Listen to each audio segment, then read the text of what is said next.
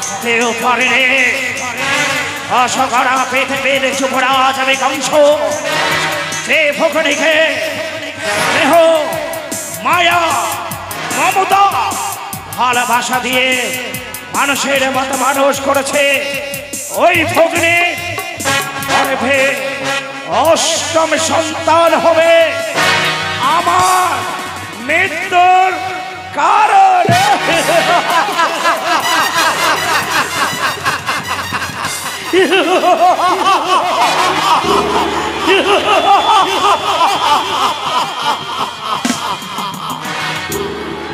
আমি নিষ্ঠুর, আমি নির্দয়, আমি ভাষা এই চাপকের আঘাতে আঘাতে অন্ধকার কারাগারে সর্বাঙ্গকে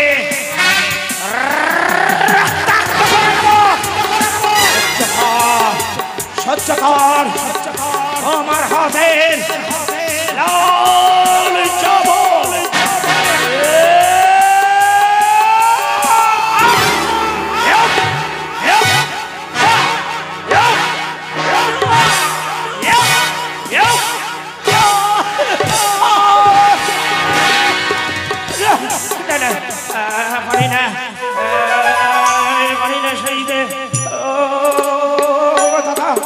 যাতে পারো তুমি তুমি আমাকে কিন্তু আমার দৈবকীকে তুমি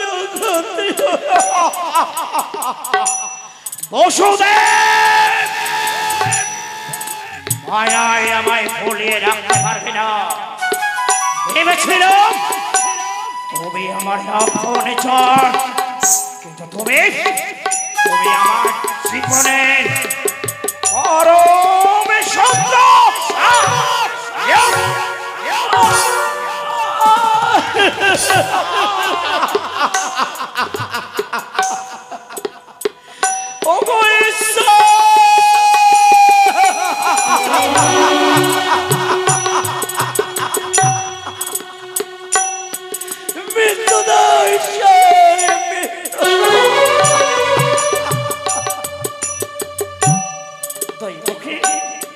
বড় আঘাত না শুনি না আমার কিছুটি হয়নি। তুমি তুমি ঠিক আছো তো? তুমি ঠিক আছো তো সবে?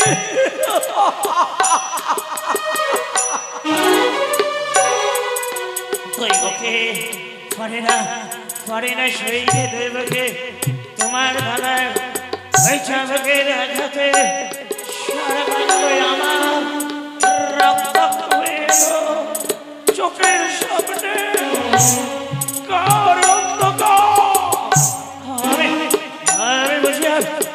আমি বুঝি আর প্রাণে বাঁচবো না। দৈবকে আমি বুঝি আর না স্বামী না মনে করে বলো না তোমার কিছুটি হলে আমি কি নিয়ে থাকবো স্বামী? আমি কি নিয়ে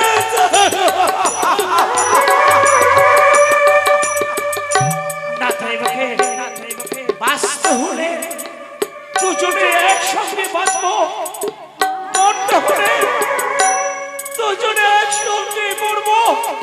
শুধু ঈশ্বরের প্রতি বিশ্বাস রেখে দৈবকে ঈশ্বর বলে কোনো বস্তু যদি থাকে একদিন এই দুঃখের অবসান আমাদের ঘটবে। সুখের নিশারা পাবো তুমি সহ্য করো। দৈবকে মুক্তি হবে না তুমি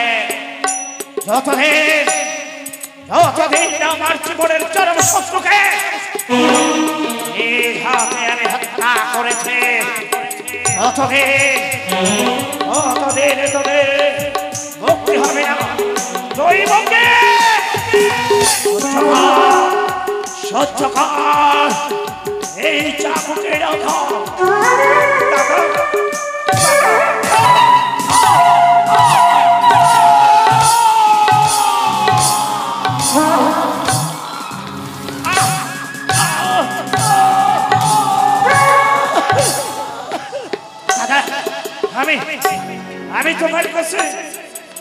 আমি দৈবকে প্রাণ প্রাণ ভিক্ষে চাই দাদা। তুমি আমার দৈবকে প্রাণ ভিক্ষে দাও দাদা, প্রাণ ভিক্ষে।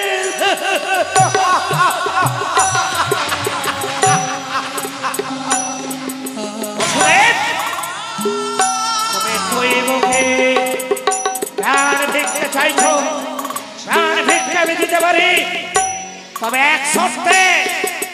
বলো দাদা, এমন কি শর্তে তুমি আমার দৈবকে প্রাণ ভিক্ষে দেবে দাদা? তুমি আমায় কথা দাও, অন্ধকার কারাগারে দৈবকের গর্ভে এক দুই করে অষ্টম সন্তানকে আমার হাতে তুলে দেবে। আমি ধর্মপরায়ণ মহাপুরুষ ঈশ্বরকে সাক্ষী রেখে এই অন্ধকার কারাগারে আমি তোমাকে কথা দিচ্ছি, দৈবকের গর্ভে এক দুই করে অষ্টম সন্তানকে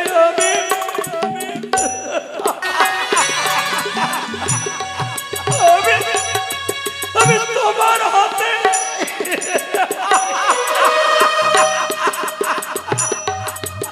তুলে তুলে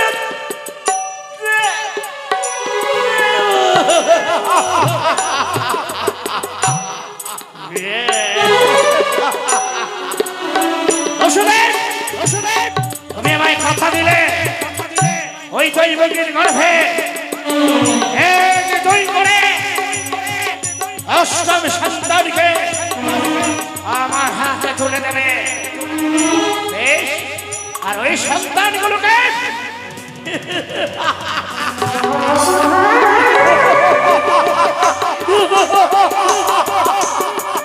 ওই সন্তানগুলোকে নিজের হাতে কলসিলায় আছর দিয়ে পৃথিবী থেকে সরিয়ে দেব। আসি আসি বসুদেব, তবে কথাটা যেন মনে থাকে।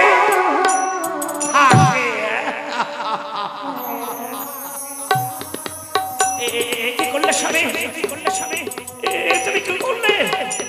তুমি কেন কথা দিলে আমার ঘরে তুই করে অষ্টম সন্তানকে তুমি তুলে দেবে? আমার চোখের সামনে আমার সোনা মানিককে সে সংসারে হত্যা করবে। দৈবকী, আমি যে নিরুপায় দৈবকী, আমি যে নিরুপায়।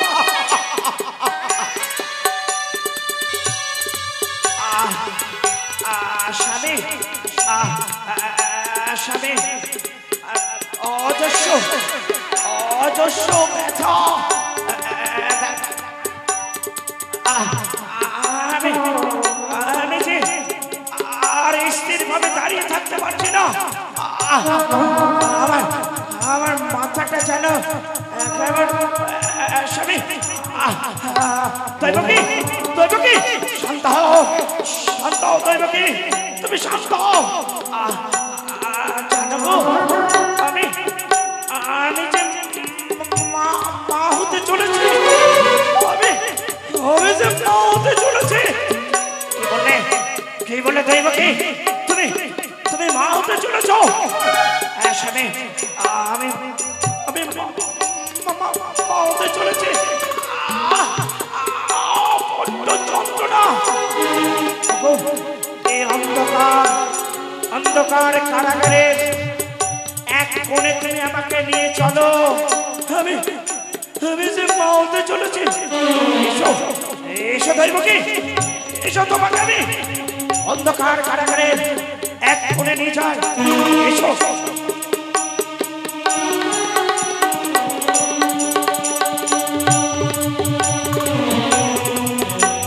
দস্যু দুরাচার নিষ্ঠুর নির্দয় পাষাণ বংশ দৈবের গর্ভে এক দুই করে সপ্তম সন্তানকে নিধন করলেন। তার পাপে ছেলেবেলা পূর্ণ হল। পাপীকে দমন করার জন্য স্বয়ং বংশধর কৃষ্ণ দৈবের গর্ভে অষ্টমী গর্ভজাত সন্তান রূপে জন্ম নিলে।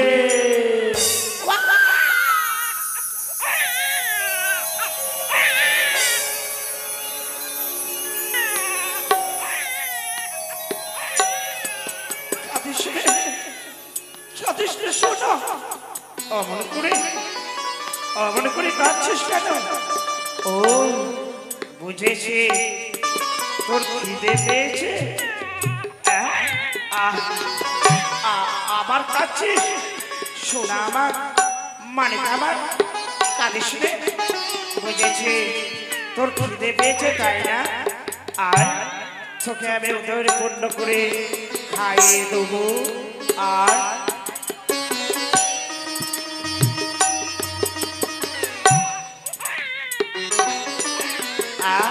আমি তোকে সুন্দর করে দুধ খাইয়ে দেবো।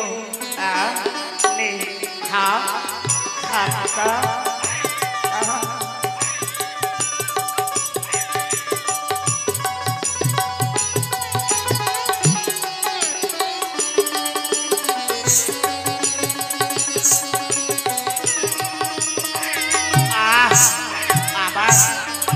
আবার খাচ্ছিস? ও বুঝেছি, তোর ঘুম পেয়েছে, তাই না খোকা? বেশ, তোর মাথায় হাত বুলিয়ে ঘুম পাড়ানি গান গিয়ে আমি তোকে ঘুমিয়ে দেবো। ঘুমো ঘুমো খোকা, ঘুমো।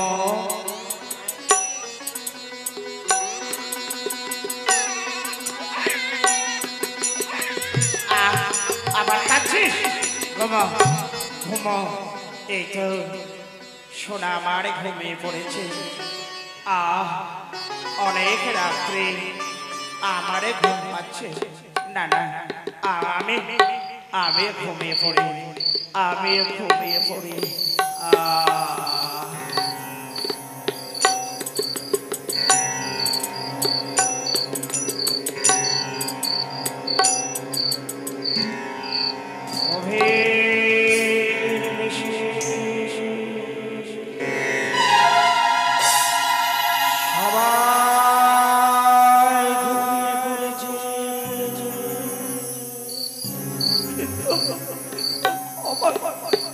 আমার নয়নে কেন ঘুম আসে না? কেন আমার নয়নে ঘুম আসে না? ও নিদ্রাণীর দেবী,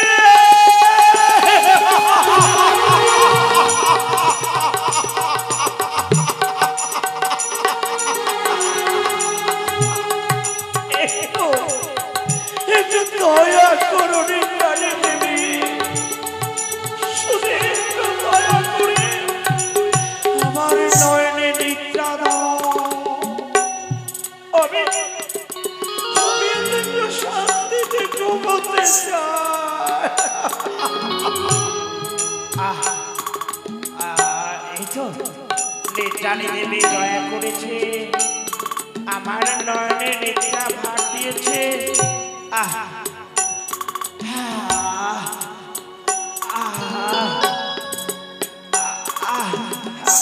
এই তো আমি একটু ঘুমিয়ে পড়ি। আমি একটু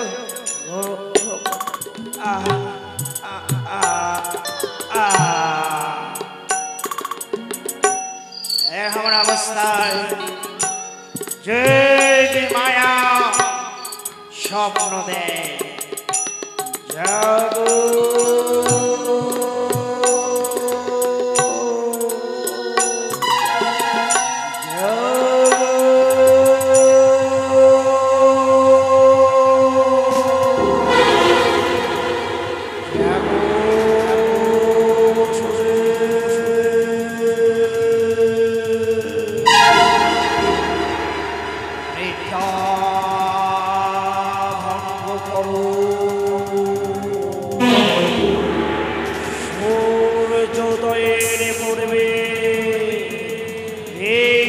নবজাত সন্তানকে মস্তকে ধারণ করে রেখে শতনে গোকুল নগরে জাগত শুনে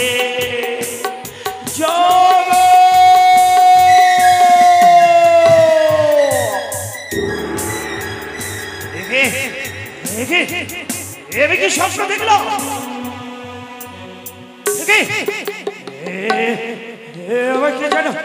কে যেন ভাই ফুলে গেল।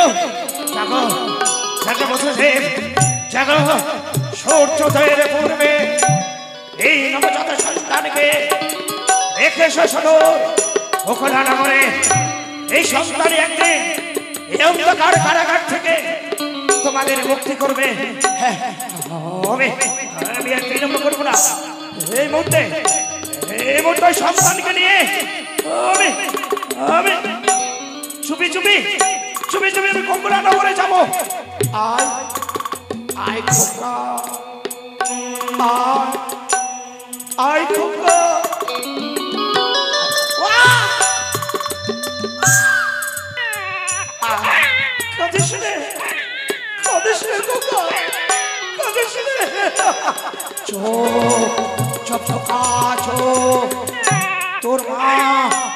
তোর মা জেগে গেলে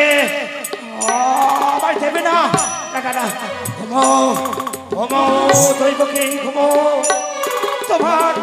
তোমার কোল শূন্য করে তোমার সন্তানকে নিয়ে যাচ্ছে আমি গোকুল নগরে। ঘুমাও খোকা। কোথায় কোথায় খোকা? খোকা আমার খোকা কোথায়? খোকা খোকা খোকা আমার খোকা কোথায় গেল?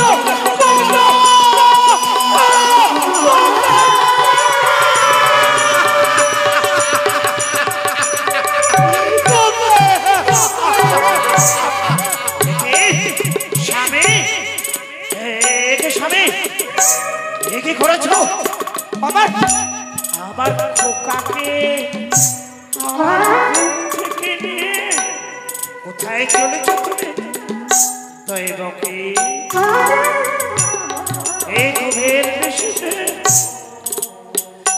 আমি তোমার কোল শূন্য করে তোমার সন্তানকে নিয়ে যাচ্ছে আমি গোকুল নগরে।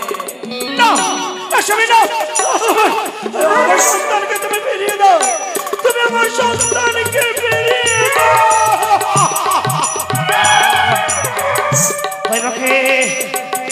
কেন বুঝতে চাইছো না? এই সন্তানকে যদি আমরা রেখে আসি তাহলে এই সন্তান একদিন মনে হবে মানুষের মতো মানুষ হবে। এই সন্তান একদিন এই অন্ধকার কারাগার থেকে মুক্তি করবে বলে বাধা দিও না, বাধা দিও না দৈবকে। সেই দেখো নেশে শেষ হয়ে আসছে, নাচলে হয়তো এই মুহূর্তে তোমার দাদা চলে আসবে আর আমাদের চোখের সামনে আমাদের খোকা সোনাকে। তুমি বাধা দিও না, নেশাই না, আমার খোকাকে ফিরিয়ে দাও। দৈবকে কেন কেন বুঝতে চাইছো না? কেন বুঝতে চাইছো না দৈবকে? কোনদিন তোমার কথা আমি অমান্য করিনি, আর আজও করবো না। তবে শুধু এই হতভাগিনীর একটি শেষ ইচ্ছে পূর্ণ করো।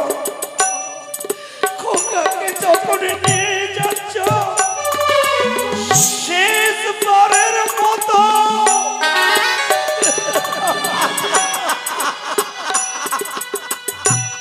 আমার খোকার মুখ দর্শন করতে দাও। দেখবে দেখবে দৈবকে, দেখো শেষবারের মতো দেখে নাও খোকা।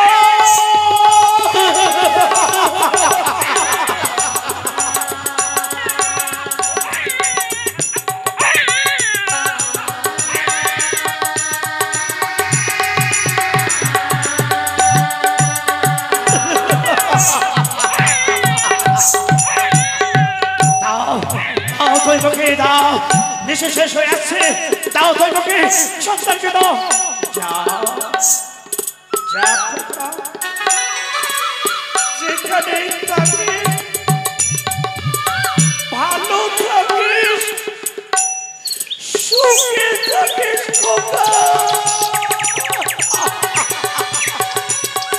খুব সুখে থাকিস।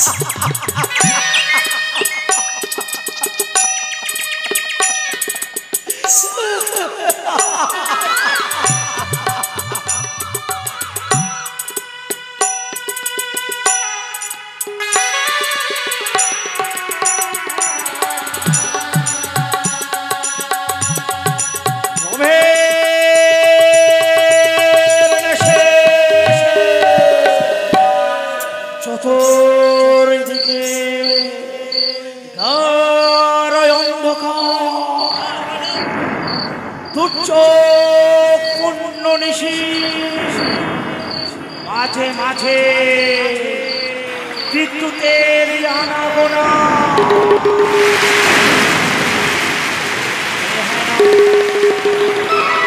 অবস্থায় বসুদেব নবজাত সন্তানকে সঙ্গে নিয়ে এগিয়ে চলেছে যমুনা।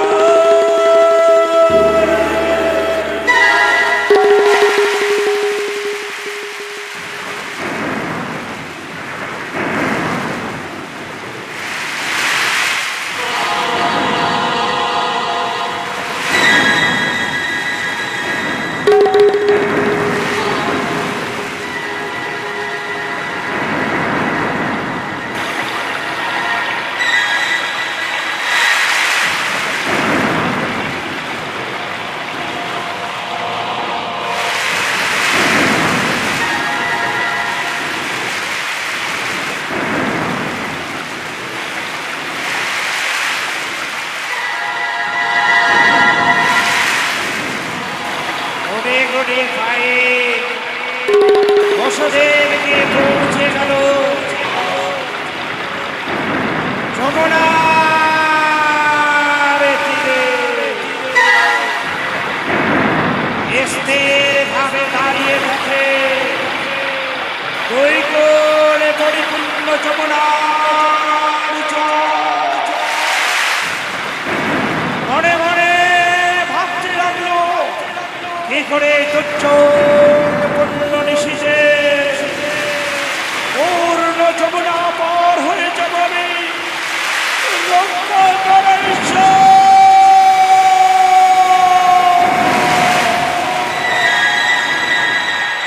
এমন অবস্থায় যোগে মায়া পথ দেখানোর জন্যে নিজের রূপকে দূরে রেখে ধরলে শিগালে।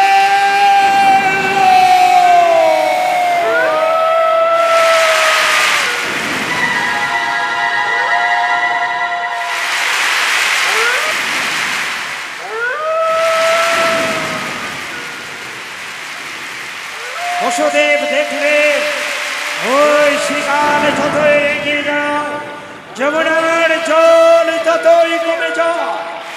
ওই শিকালকে লক্ষ্য করে জীবন যুদ্ধে ঝাঁপিয়ে পড়লেন Vasudev.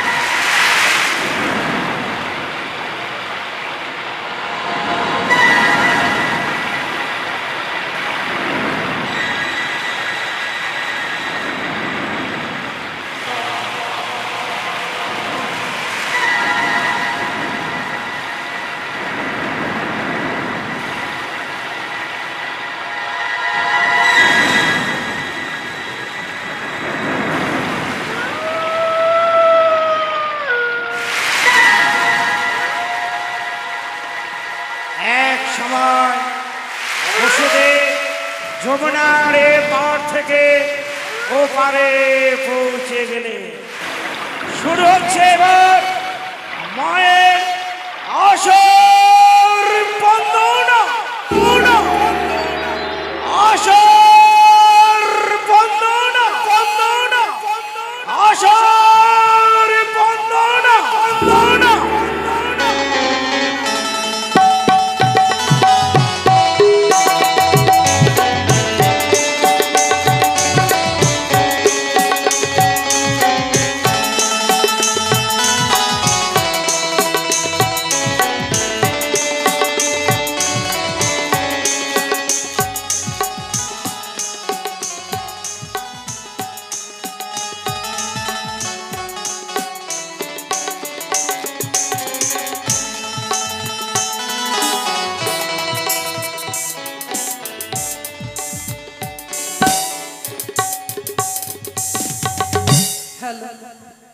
Hello hello hello hello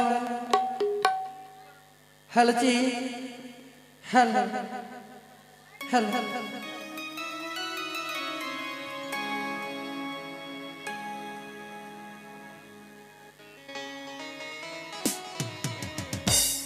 कौशिर कारागारी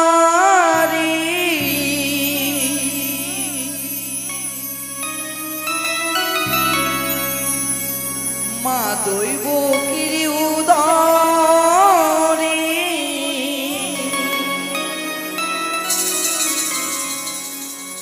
জনে মালিল ভগবান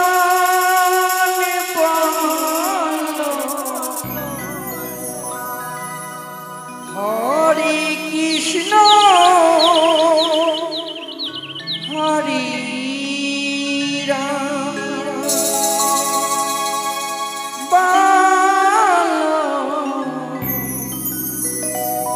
হরে কৃষ্ণ হরে